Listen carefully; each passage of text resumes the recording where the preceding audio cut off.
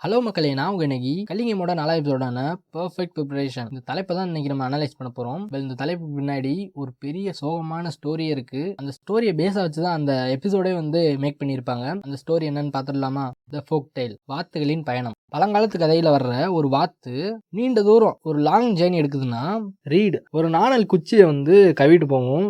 அது எதுக்குன்னு கேட்டீங்கன்னா, வழியில ஒரு வேளை பசிச்சுன்னா அதை ஒரு தீவுல போட்டுட்டு அதுக்கப்புறம் திரும்பி வர்றப்போ அதே உணவா எடுத்துக்கிறோம்.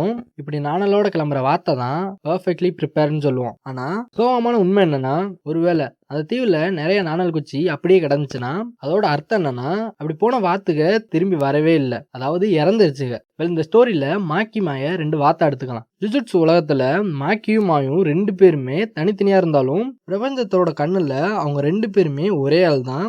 ஒரே உயிர் 2ஆ பிரிஞ்சு போனனால அவங்களோட ஃபுல் பொட்டன்ஷியல, அதாவது முழு பலத்தை அடைய முடியல. மாய்கிட்ட கொஞ்சமான கேஸ் எனர்ஜி இருக்கு, ஆனா அந்த கேஸ் எனர்ஜியை வச்சு உருப்படியா ஒரு முழு வெப்பனை கூட உருவாக்க முடியல. அந்த கேஸ் எனர்ஜி பத்தல.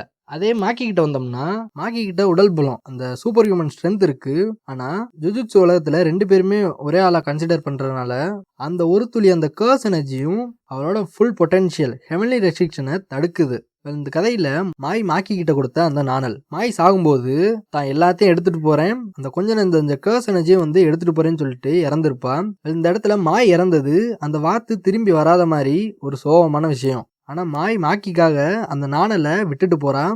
அந்த நாணல் வேற ஒண்ணும் இல்ல, மாய் தன்னோட உயிரை கொடுத்து உருவாக்குன அந்த சோல் ஸ்பிரிட் கட்டானா தான். மாய் இறந்து போனனால மாக்கி கிட்ட இருந்த அந்த கொஞ்ச நஞ்ச அந்த கர்ஸ் எனர்ஜியும் இல்லாம போயிருக்கும். இதனால அவளோட அந்த ஃபுல் பொட்டன்ஷியல் பர்ஃபெக்ட்லி ப்ரிப்பேர் ஆன அந்த பயணத்தை அவளால தொடர முடியும். சுருக்கமா சொல்லணும்னா, மாய் தன்னை சாக்ரிஃபைஸ் பண்ணி மாக்கிய ஒரு பயங்கரமான பீஸ்டா மாத்திட்டு போயிருக்கான். இதுதான் பர்ஃபெக்ட்லி ப்ரிப்பேர்ட் அந்த தலைப்போட உண்மையான அர்த்தம். இந்த சோகமான கதையை மாக்கி மாய வச்சு நல்லாவே எக்ஸ்போஸ் பண்ணியிருந்தாங்க. இந்த எபிசோடோட டைட்டில் எக்ஸ்பிளனேஷன் எப்படி இருந்துச்சு, உங்களுக்கு பிடிச்சிருந்துச்சா என்னான்ட்டு உங்களோட தாட்ஸ் மறக்காம கமெண்ட் பண்ணிட்டு அப்படியே அந்த லைக் பண்ண தட்டி விடுங்க. உங்களோட ஒவ்வொரு லைக்குமே எனக்கு நெக்ஸ்ட் வீடியோ போறதுக்கு ரொம்ப மோட்டிவேஷனா இருக்கும். சப்ஸ்கிரைப் பண்ணி சப்போர்ட் பண்ணுங்க.